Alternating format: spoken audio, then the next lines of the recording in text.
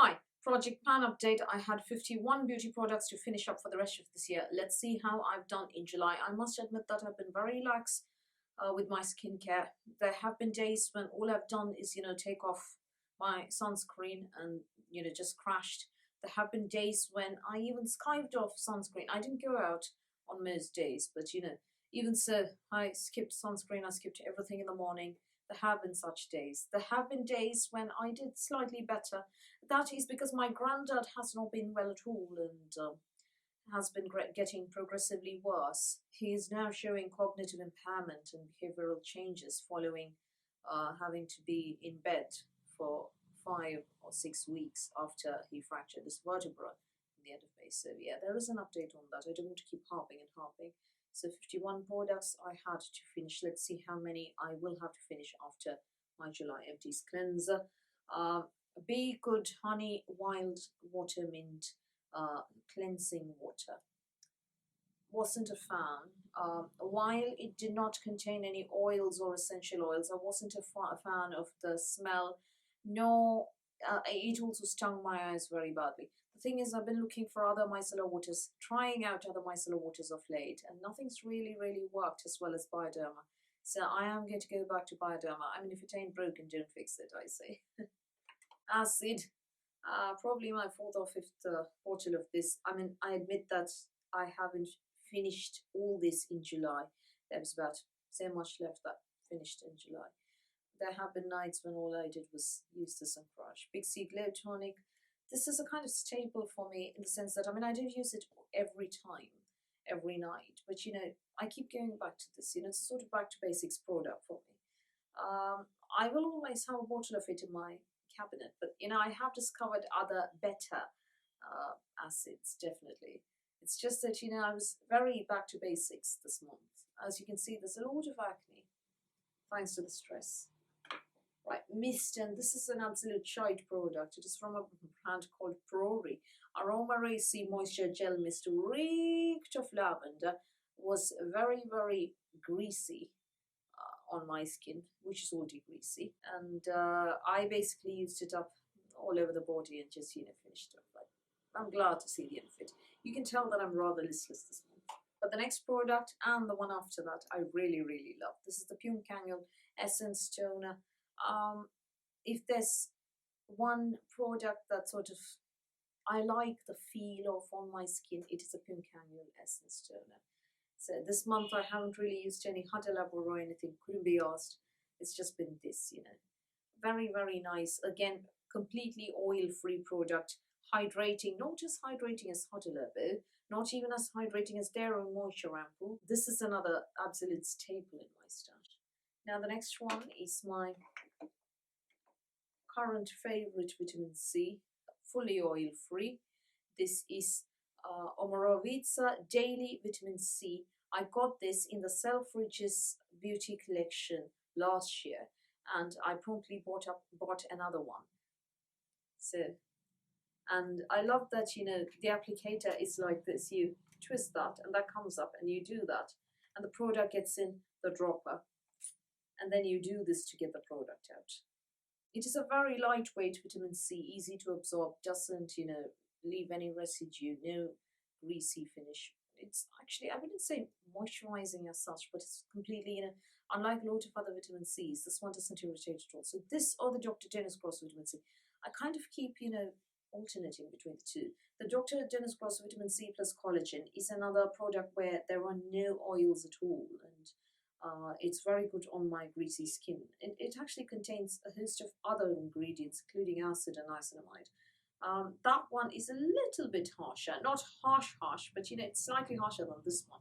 So it depends on where my skin is at. If my skin is in a strong position, nice, moisture barrier, then I like the Dr. Dennis Gross. This one, my skin is in a bit of a bother and, sensitive and weak, for want of a better term. It's this one. So this month my skin's in a poorly condition and I use this up. Will I repurchase? Absolutely. I already have another one. Facial oil, another product that didn't really impress me much. Monoskin Farming Fiji Facial Treatment Oil containing apricot seed, hazel seed and rosewood oils. It is supposed to firm the skin, soothe, tone and tighten.